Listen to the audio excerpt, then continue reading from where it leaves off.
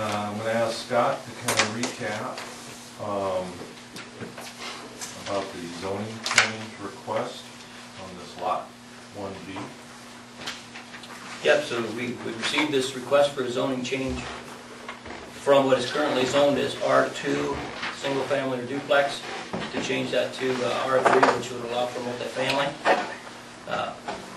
The lot is at 112 Lake Street. That's at the corner of Lake and Irwin.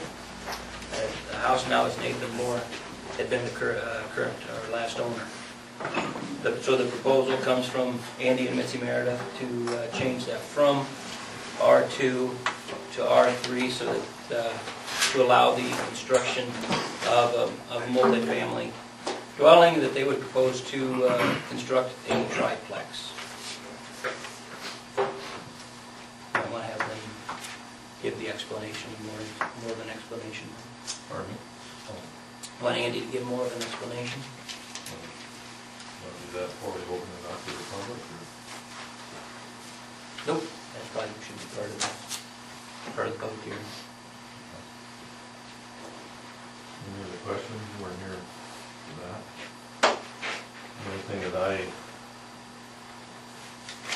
if you look at the page here, that a couple of the questions that you missed out on was the one story. It's pretty self-explanatory here.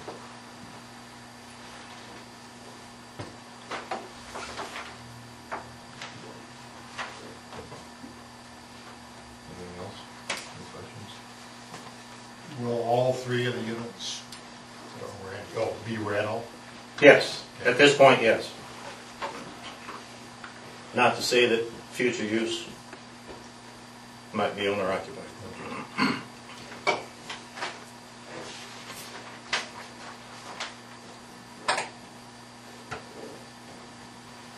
A little more information, Andy, before we open this up. From the diagram that you gave us, where are the garages and the entrance? Okay, what you have there, and I'll go ahead and just speak for a moment because there appears to be some interest. Sure. And if we can get some facts out, there might be able. What I gave to the board is a request that's currently zoned R2 to R3. Proposed construction of a one-story L-shaped triplex residential housing. Each unit to include a double garage with paved driveway access to the street. Each living area to exceed 1,100 square feet. Frame construction with asphalt shingle roof. Wouldn't be any metal roofs or anything down there. Mitzi and I purchased that property after looking around town and recognizing the need for more of that type of housing in Lakeview. Everybody is familiar with what happened on Blossom Street and also on First Street when some properties which basically were old and past their usefulness were replaced by duplexes. This lot is considerably larger than either of those lots down there. You have a footprint in front of you that shows where the L shape fits on there. I followed the setbacks. I met with Daryl. The setbacks of a corner lot simply say you follow the visual frontage from on the west side and also on the south side. Then you'd have a 4-foot setback on a back line and a 10-foot setback on the short side. And so that is the basic footprint that I showed you on the graph paper there. Where the garages would be is still not exactly in plan. First was thinking they would simply be on the corners, but as I look at the electrical unit that is down there on the east side, it may not be feasible to have, it just might be cumbersome to put a driveway there, so we may consider putting garages in the center of the south-facing 2 units and at the corner of the west-facing unit. And they would be very much in line with the new construction that's been going on in the community at this time. I think there'd be a super plus in valuation, and I don't see any detriment to the neighborhood.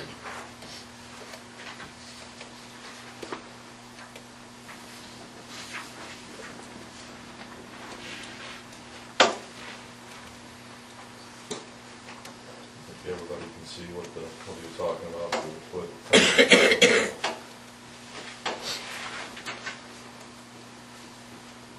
Any other questions for Andy from the board? Okay. Let's open it up for public.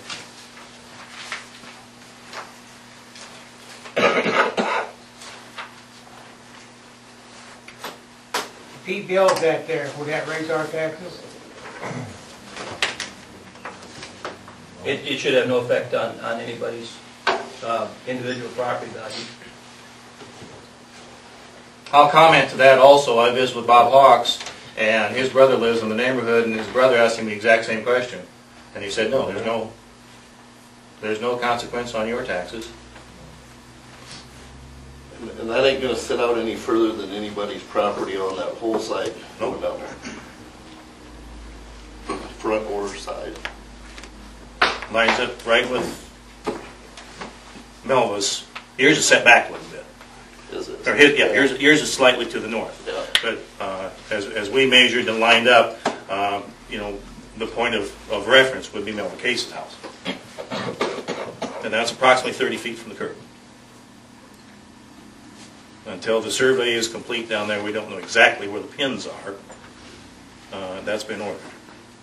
So, no, it would not encroach the street to the south. Same on the other side too, Andy? On the west side, the point of reference is actually the metal building. And that's 15 feet from the sidewalk. Well, I can state this, is that whether it's, whatever we do here, whether it's R2 or R3, their setbacks are not going to change. No. And so No, but it's going to have to comply to the setbacks that we've put in place, whether it's R2 or R3. I just think with, I mean, it's a big lot, but you look at how much room, I mean, a duplex takes up on a lot like what Kevin Schmidt built down there, and that's a pretty good size. And I think, when you're talking a triplex and some garages, I mean, that eats up a lot of room, and I think it'll be pretty congested. That's my personal opinion. I'm not bored, and I got to live right next door to it, and I mean, it affects me more than anybody down there. The other thing I look at is there in front of Norrie's house.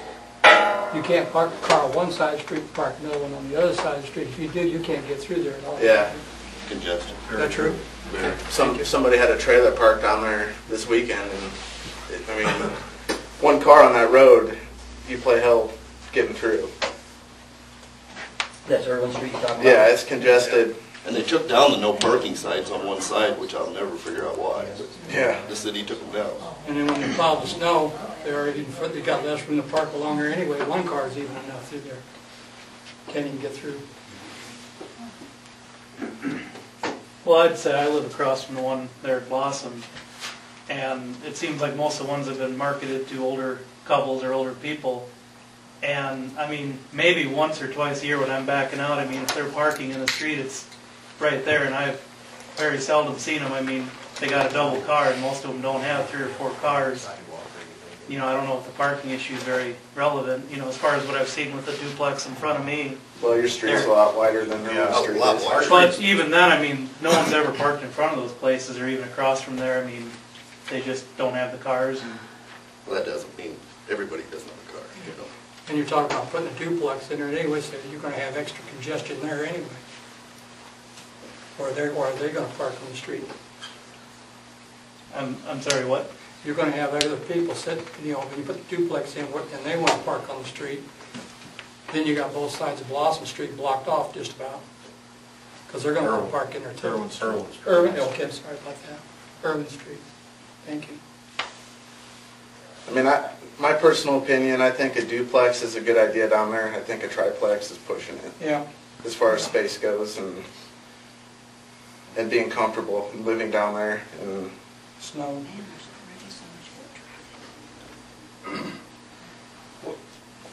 If I may, we had a letter prepared here that we kind of took around to the property owners in that area, and it basically states, City of Lakeview Planning and Zoning Board, Lakeview Mayor, and City Council. My eyes ain't too good here, I forgot my glasses. As neighboring property owners to this property located at 112 South Lake Street, we would like to formally object to the rezoning of the above listed from R2 to R3 residential. Although we are not opposed to building of a duplex in this area, we are opposed to the rezoning area to allow a triplex, fourplex, or any additional multi-unit dwelling.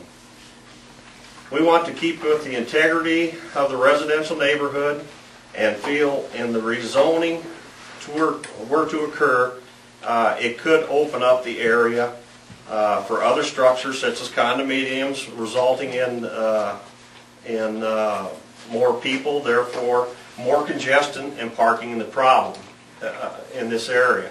Now, Irwin Street's 24 foot wide. Now, when I'm getting to the condominium parts, just on the other side of Melba and me is an open area that could be developed someday. Well, that's zoned R2. And now, this has been a few years ago, but the tile plant was interested in that. And, you know, they could have rezoned that area. Well, you know, I didn't want that either. And,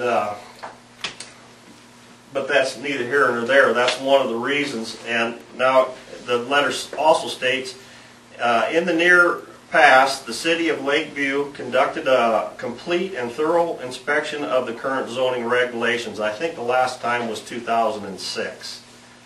The review resulted in new zoning regulations to foster orderly development and to protect the property owners of Lakeview from overcrowding of the land,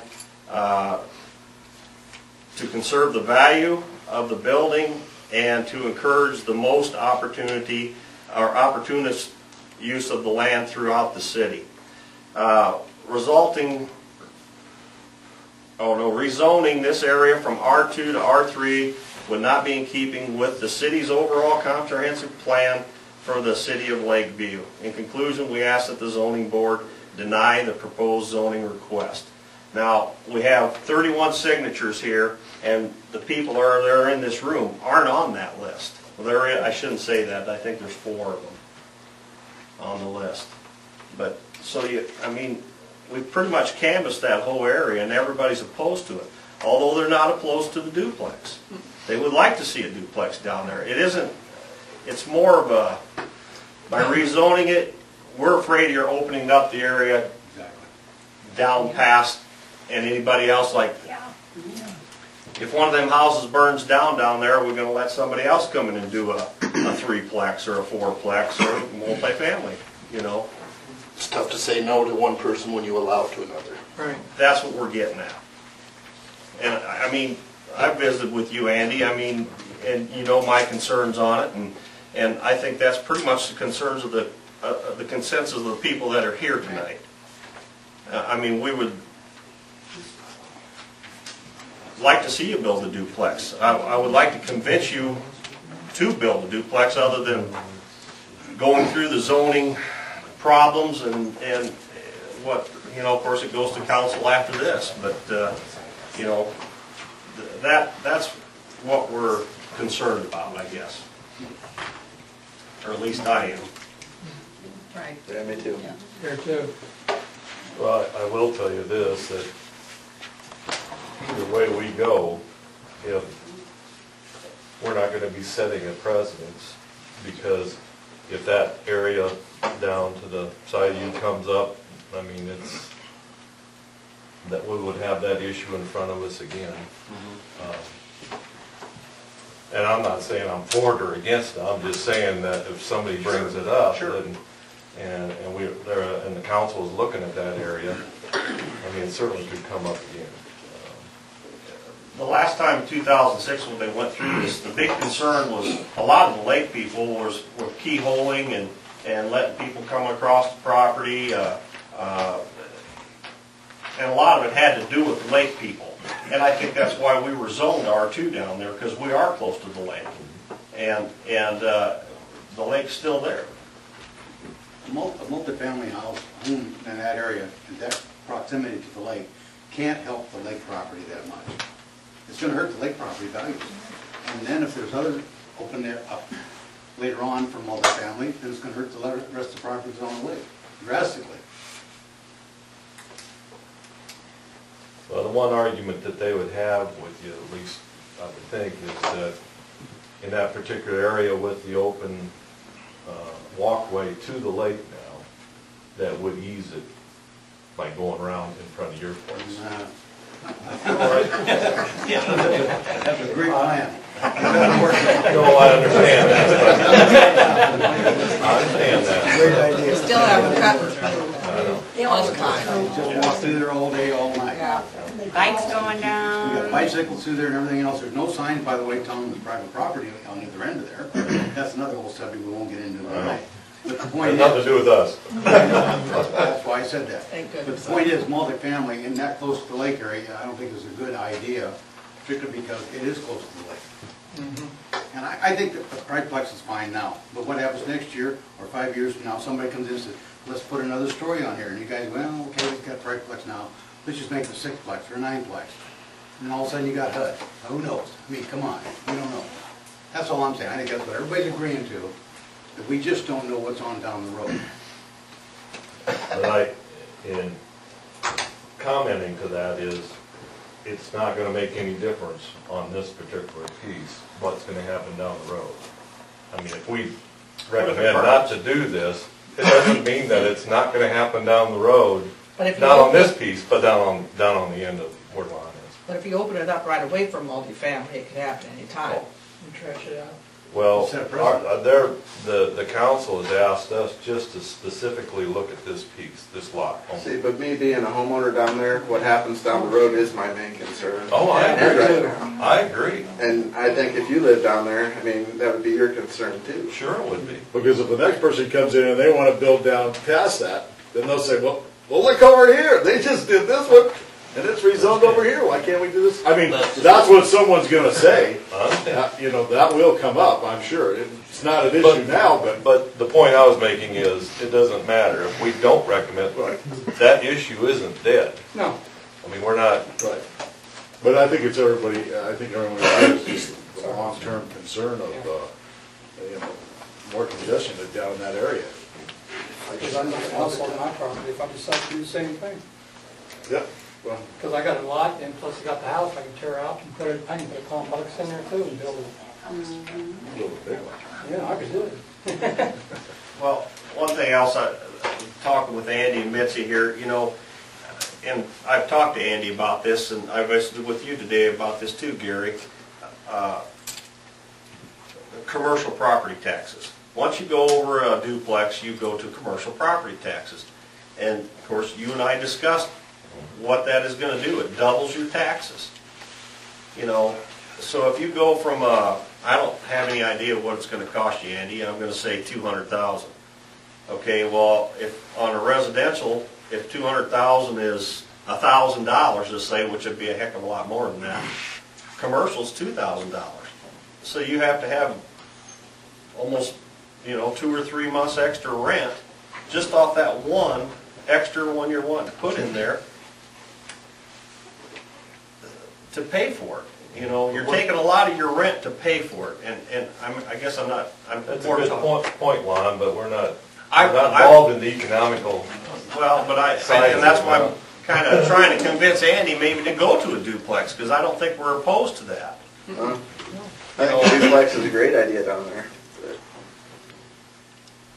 You know, the other thing, just so for everybody ought to be aware of this, is that just looking at the numbers and the square footage requirements on lots, I mean, it's conceivable that that lot is big enough it could be divided and still be able to put 2 duplexes on each one. So, And keep the setbacks? yep, well, we'd have to see what the size would be, but yeah, they could. I don't think so. I don't either, I think you're wrong there. I'm just saying it meets minimum lot size. And it Might be less. it's feasible. I think so. And you guys said that meets the setbacks of a duplex too? They're the same no It's matter well within, whether it's duplex or for population density on a piece of property, it's well within our code. The biggest thing is the congestion down in that neighborhood. With that street's narrower than, it's probably one of the narrowest streets in town. It's narrow. It's 24 feet. You think you got the nerve? You hit a nerve. Yeah, but there ain't a triplex sitting next to it either. Yeah, but you don't have tractors. Yeah, that's a narrow street. On narrow streets on. There's nothing on the other side. Calm down, Bruce, calm down. I'd kinda like to hear about the snow removal. Yeah. That's been kind of a natural plain down through there.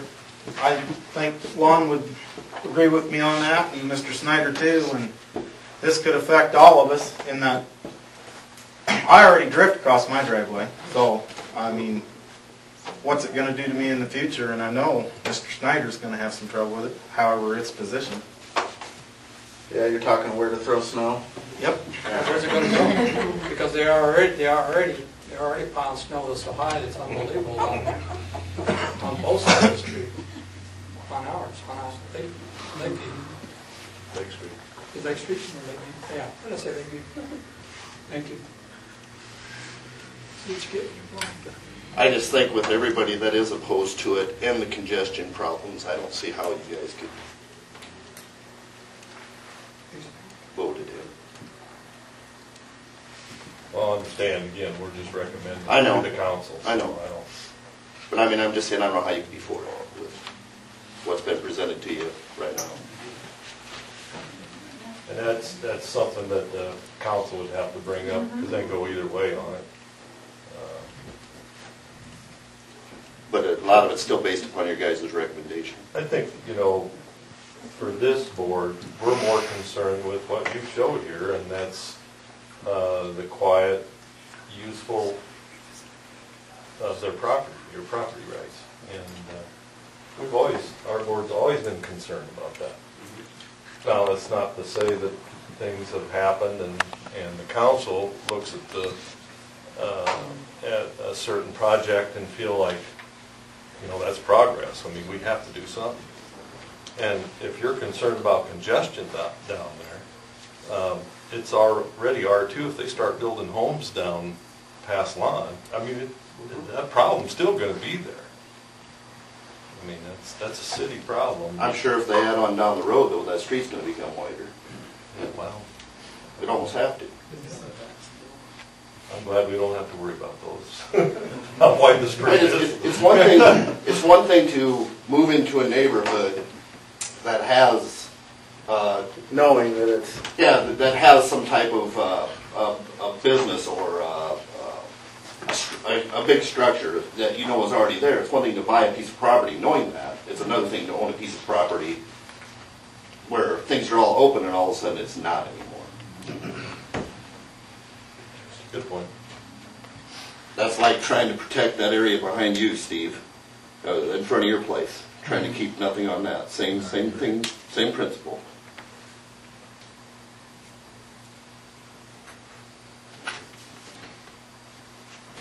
Any other comments? Well, I have one, I've got the fourplex up there, and we get calls, people parking out on the street, you're right in front of their house, I've got a fourplex, it does make congestion, whether you want to think it does or doesn't, it does, because I get calls on it, and we only allow one vehicle per apartment. That's what's in the lease, it's one vehicle per apartment. And we still have problems with people parking out in the street and blocking people's driveways and stuff, and it's visitors. It isn't the people that live there, it's the visitors. Right. I think it's safe to say, Lon, that if you tried to build that fourplex again, I wouldn't get it built because I've never built a fourplex. I know that, I just said, because I don't think we have the off-street parking.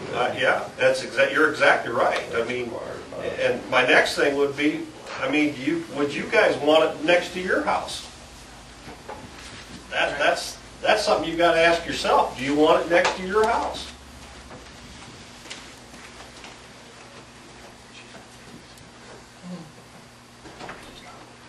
Okay. Duty calls.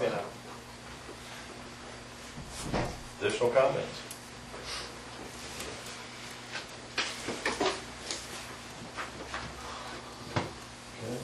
Anything from anybody there? I just want to reiterate one thing. Because I do live on the lake and it's very, very close to the lake. And I want you guys to please take that into consideration. That's my thing.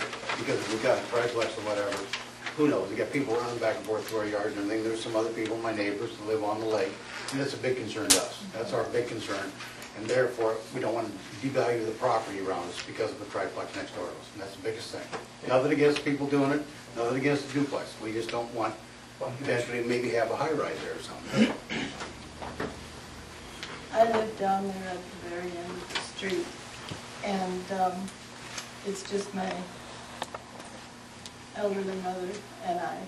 And we have people come down and walk along the shore, which I don't really care about that.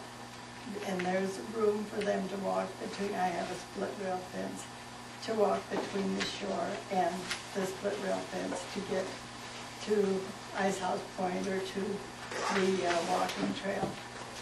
But what has happened so many times is they cut up through my yard, they crawl over my split rail fence, they walk on my flowers. I've even had people come up on my deck and walk between the house and the garage to get to the street. And with just the two of us living there, that gets kind of scary sometimes, especially if it's somebody that I don't know.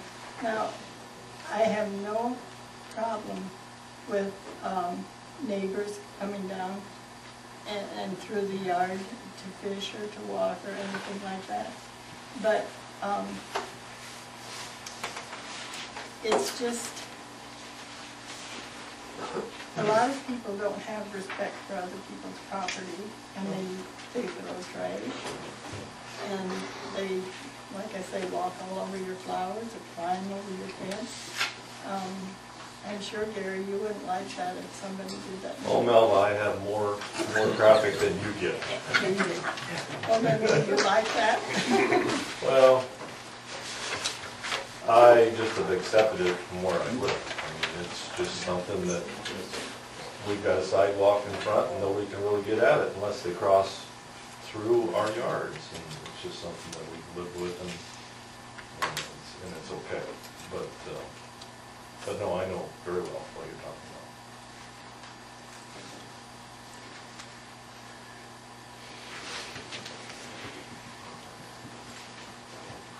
Are you gonna wanna submit the letter? Sure, I sure can. I really don't have a blank copy, I'll grant out copies. But I can get you one. Yeah, we need one for the block. I'll get you one. The fact that a bunch of neighbors had signed on to this does affect the process a little bit, because when it goes to city council, then if more than half, I think, had filed an objection, it requires I think a 4/5 vote of the council to pass it then. Well, now the people that are here tonight aren't on that letter. Do you want them to sign that letter for approval then? You haven't submitted it yet, I suppose. Okay. Well, I mean, we all got together as a neighborhood down there, and we went to the people that weren't going to be able to make it, and they're the ones that signed the letter. Some of them are here tonight, did make it. So, but I can sure get you that. Just before you give it to me.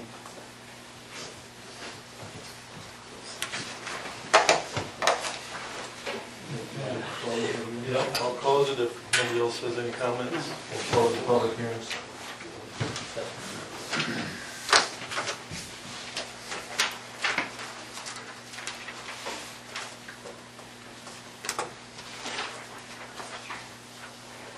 Comments?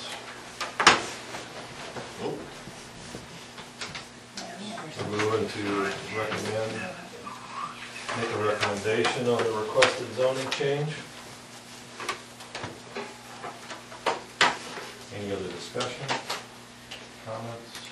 Anybody? Mary Ann? You know, it's hard because we want progress, we want additional buildings and everything, and yet we want to represent the people and go with theirs. So whichever way we go, we're gonna, somebody's not gonna be happy. But we'll make a decision eventually. I hope. Well, understand again, Board, is that all we are doing is making a recommendation. That's right. Yeah, I wonder if a lot of these people understand that. technically, we do not make the final decision. We make a recommendation to the council. The council is the ones that make the final decision. I mean, so even though we will, sometimes we won't, but if we do make a recommendation, then the council will take it. So, I mean, I just wanted to clarify that that it's not all on our shoulders. But they do go off your recommendation a lot of the time. And why would you recommend it if you have this many opposed to it? Yeah.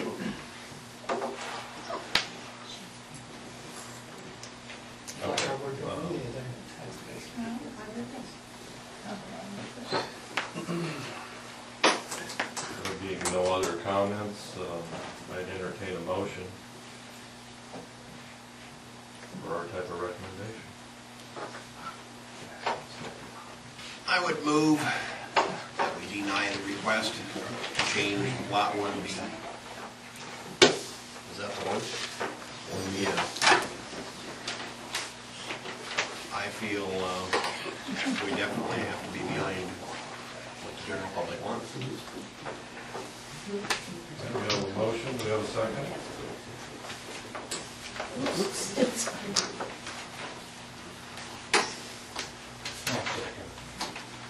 Second.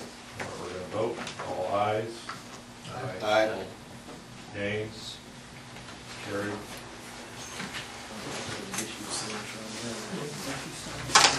Just a little bit on procedure then. So the planning and zoning now has made a motion to recommend to the council that the request be denied.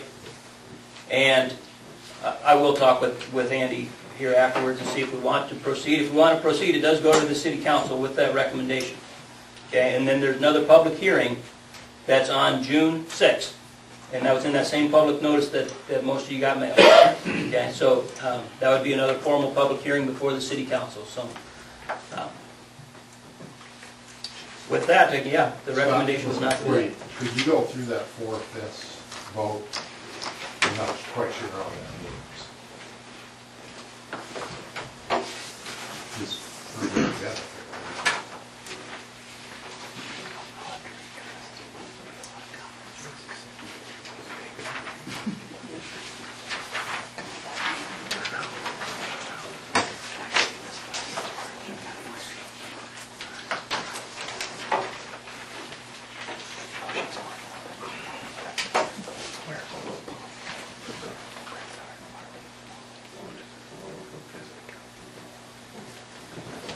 It's if owners of more than 20% either of the area of the lots or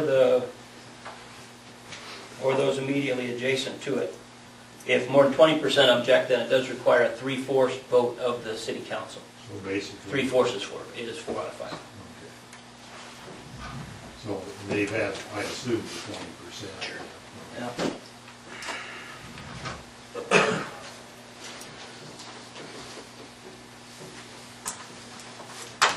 You're going to something else?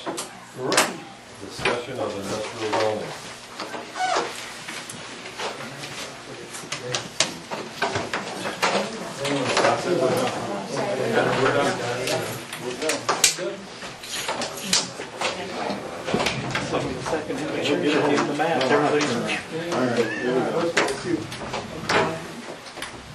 Oops, I'm sorry. It's all right. Scott, did you get a chance to talk to him?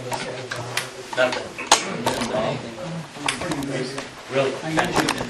We have one more thing on the bottom of this letter that you sent us. Yeah, I did. Written comments must be submitted prior to September 8th, it says.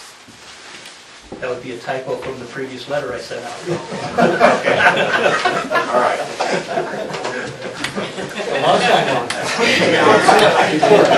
How you doing, anyway? I'm Logan. Pretty good. How you like your new house?